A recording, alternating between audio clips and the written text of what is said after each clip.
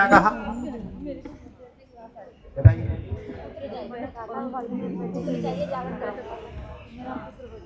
फलक, राशु और रुद्र। आइए बच्चों की अरदास। हाँ जी, क्या कहा था रुक्मण ने?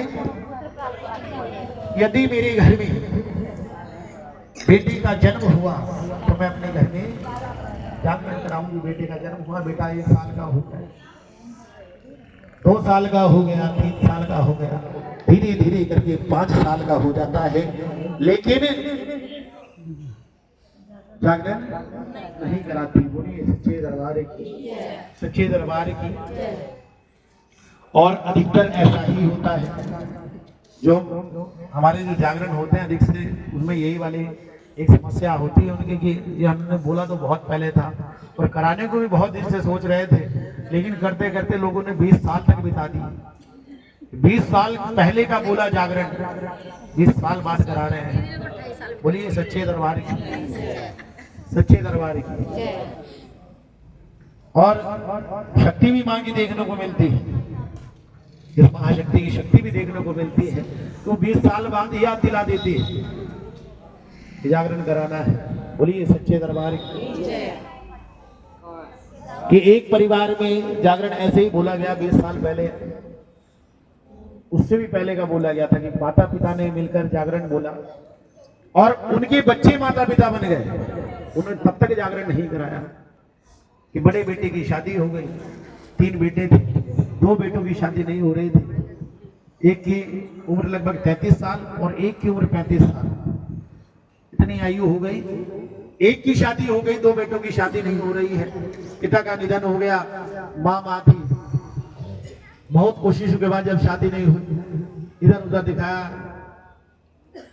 एक दिन मां के मुंह से निकल ही गया, बड़े बेटे को बता दिया कि हमने जागरण बोला था तुम्हारे जन्म के समय, वो अभी तक नहीं कराया। भक्तों, बेटा तुरंत जागरण की तैयारी करता है, बड़ा बेटा, क्योंकि भाइयों पर बड़ा स्नेह था, छोटे भाइयों पर उसकी श्रद्धा भावना बड़ी अच्छी थी, क्योंकि आजकल देखिए भाइयों के लिए कोई इतना नहीं मरता। तुरंत अपने भाइयों के लिए उसने जागरण का आयोजन किया और जागरण का आयोजन करके उसने बताया कि मैंने जागरण हमारे माता पिता ने बोल रखा था जो आज तक नहीं कराया।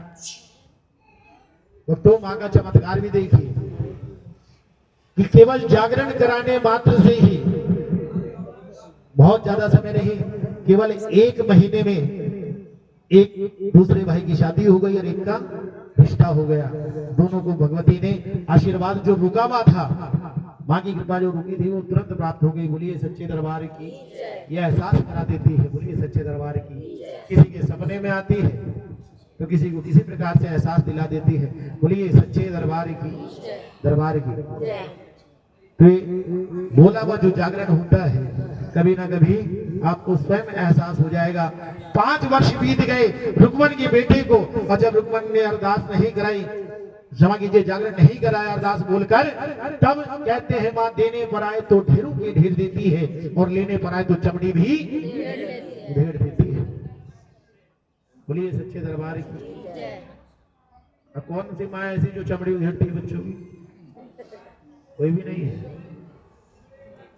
हमारी पत्नी तो है, बड़ा मारती है। कब मारती है? जब बच्चे स्कूल है जी, जब पढ़ाई लिखाई से नजर चुराते हैं है जी, तो माँ मारती भी ऐसा नहीं है माँ मारेगी नहीं। माँ प्यार जितना करती है मारती भी उसमें पूरी तरह से। मारने में कोई संकोच नहीं है, झाड़ू चप्पल जूता जो मिल जाए है, लेकिन माँ माई होती है। मारने के बाद भी वो माँ सोचती है कि मेरे बेटे को कहीं चोट लग तो नहीं गई। बोलिए सच्चे दरबार की माँ तो ऐसी ही होती है। तो इसी तरह ये माँ है, ये सबकी मनोकामना पूर्ण करने वाली है, केवल एहसास दिलाती है, ऐसा नहीं है किसी को कोई नुकसान पहुंचाती है। तो माँ है, बोलिए सच्चे दरबार की। केवल एहसास दिलाया, रुक्मण के बेटे को माता निकल आई, शरीर पर दाने हो गए, बेटा बुखार से तपने लगा। बड़े बड़े हकीम वैद्यों को दिखाया, लेकिन बेटा ठीक होने के बजाय और इतना अधिक बीमार हो गया। जितनी दवाई करते वो इतना अधिक बीमार ऐसा हो गया जैसे शरीर में प्राण ना हो। बोलिए सच्चे दरबार की, दरबार की। अब मां का प्रकोप है, इसे कोई डॉक्टर नहीं ठीक कर पाया। तब अपने बेटे को लेकर रानी तारा के पास पहुंची। देखिए मेरे बेटे को क्या हो गया है। रानी तारा देखते ही समझ गई इस पर तो मां का प्रकोप है, तूने जरूर कोई भूल की है। रुक्मण को अपनी गलती का एहसास हो गया। बोला हुआ जागरण याद आ गया कि मैंने जागरण बोला था जो अब तक नहीं कराया। तब रानी तारा कहती है रुक्मण जितनी जल्दी हो सके जागरण को करो। कि जल्दी नहीं, मैं आज ही इस जागरण को कराऊंगी, लेकिन मेरे घर में जागरण करेगा कौन। मन में विचार किया, एक दल बना लिया है और उस दल को लेकर रानी तारा के पास पहुंच के रुक्मण की, हे रानी तारा मेरे घर में जागरण कीजिए, क्योंकि यदि आप मेरे घर में जागरण करने आएंगे तभी लोग मेरे घर में आएंगे, वरना मेरे घर में कोई भी नहीं आएगा। रानी ने तुरंत दल स्वीकार किया कि जाओ आज की रात में तुम्हारे घर में जागरण करने के लिए आ रही हूं, सबको बुलावा दे दो। और ये बात राजा का जो नाई होता है, जिसका नाम सैन नाई होता है, वो ये सब कुछ देख रहा होता है और सोचता है ये बात मैं राजा को बता दूं तो राजा मुझे इनाम जरूर देगा।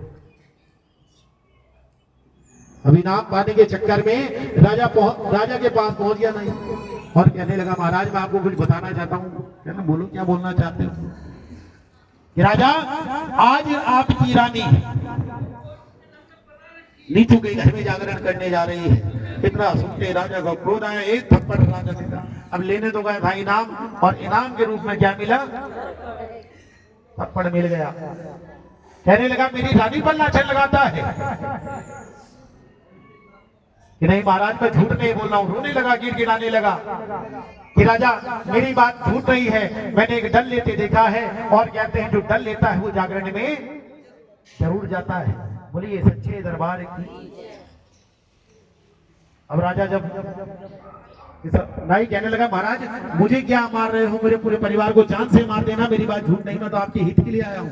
अब राजा को ऐसा उलझाया तो राजा ने पूछने लगे कि बता फिर मैं क्या करूं, कैसे रोकूं रानी को, तू ही बता। अब बदला भी लेना था, थप्पड़ का उस्तरा निकाला और राजा से कहा राजा हाथ आगे कीजिए। और जैसे ही राजा ने हाथ आगे किया नाई ने तुरंत उस्तरा राजा के हाथ पे मारा। जैसे ही राजा के हाथ में मारा राजा की कनिष्ठ उंगली जो है वो चिर जाती है, जिससे खून बहने लगता है। कहते जाओ राजा और रानी के पास जाकर उसमें नमक मिर्च की पट्टी बंधवाओ। और नमक मिर्च की पट्टी बंधवा कर राजा फिर अपने आप जो कुछ होगा वो अपने आप होगा। अब राजा घर पहुंचे, महल में पहुंचे, देखा रानी सज सवर कर तैयार, वाकई जागरण में जाने के लिए सज सवर कर तैयार हो गई है। बोलिए सच्चे दरबार की। एक थाल सजा रखा है। राजा हाथों में आग कर देते हैं हाथ कि देख रानी मेरे हाथों में कितना जख्म है, इसमें नमक मिर्च की पट्टी बांध। और नमक मिर्च की पट्टी बंधवा कर राजा तो हाय हाय कर क्या करेगी, चिल्लाने लगी और कहते भक्तों भगवान भले ही बड़े हो लेकिन भगवान भी बड़ा कौन है जी? पति कौन होते हैं? परमेश्वर यानी ईश्वर से ऊपर पति। अब पति दुखी हो तो कौन पत्नी ऐसी होगी जो उसे छोड़कर कहीं और चली जाए। नाई की बात सच हो गई। अब रानी जो है पति को दुखी देखकर रुक गई, कैसे छोड़कर कैसे चली जाऊं।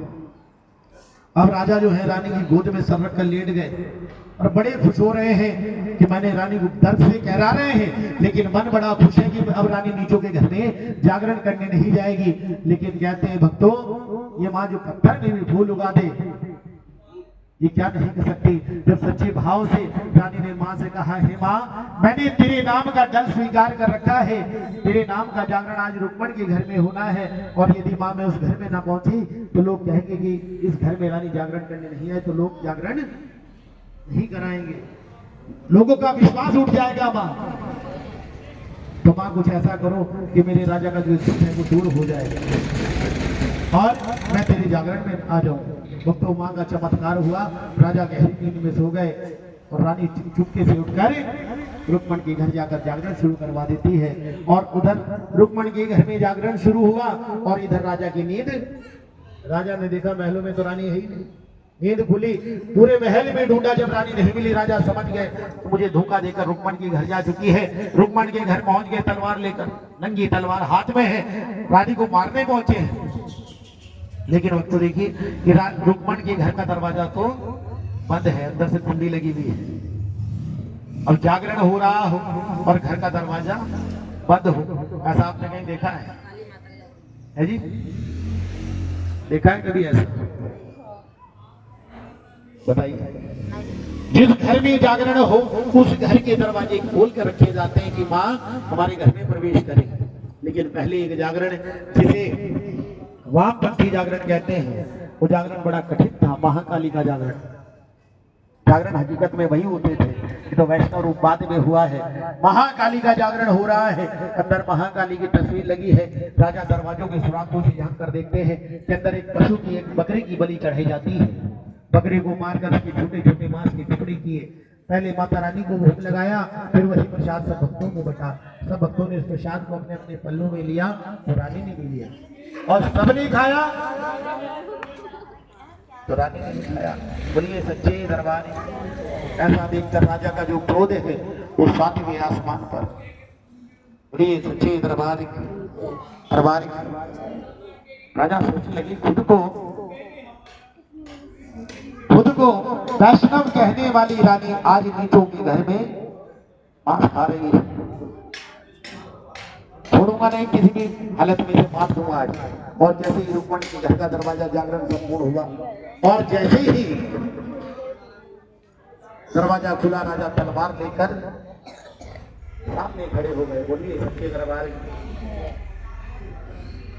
बोलिए सच्चे दरबार की। देखिए एक तो जागरण ये करा रहे हैं, मैंने पता दिए गए, और दूसरी ये बैठी हैं जिन्होंने जागरण को बुक करवाया है। इन्हें पार्टी अच्छी लगी, इन्होंने देखा, इन्होंने इसको बताया और दोनों को नींद आ रही है। बाकी सब तंदुरुस्त बैठे हैं, इन पर नींद हावी हो चुकी है। बोलिए सच्चे दरबार की। तो आइए कथा समापन पर है, आरती भी जल्दी करेंगे। बोलिए सच्चे दरबार की। और हमारे महेंद्र प्रताप जी तो बिल्कुल ऐसे लग रहे हैं कि जैसे उन पर नींद का कोई असर ही नहीं है। बोलिए सच्चे दरबार की। लेकिन थकान बहुत है जी। बोलिए सच्चे दरबार की, दरबार की। आप ही ने कहा था कि 8 बजे तक कम से कम करें, है जी। बोलिए सच्चे दरबार की। लेकिन हमें पता है थक जाते हैं लोग। बोलिए सच्चे दरबार की, साचे दरबार की। अंतिम चरण में है कथा, बताइए। हाँ जी, कथा कहाँ है? तलवार दरवाजा खुला, राजा कहने लगे रानी तुझे जिंदा नहीं छोड़ूंगा। रानी कहती है महाराज मैंने ऐसी कौन सी गलती की है कि कहने की आवश्यकता नहीं है। अपना पल्लू खोल और पल्लू खोल कर दिखा कि तेरे पल्लू में क्या है। और रानी ने पल्लू में क्या ले रखा है जी?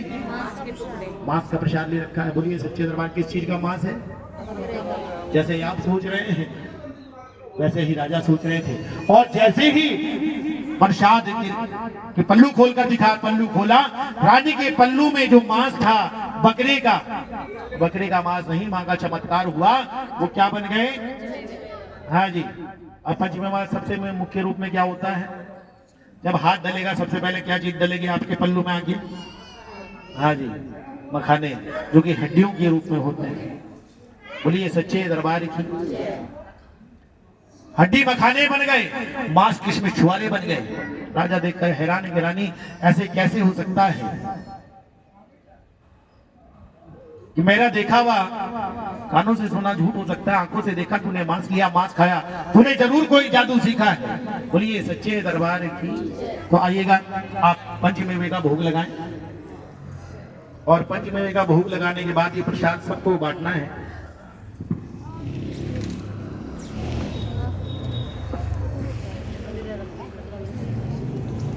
ये इसमें है, अभी तो सारा ऐसे ही होगा, तो इसको पर आप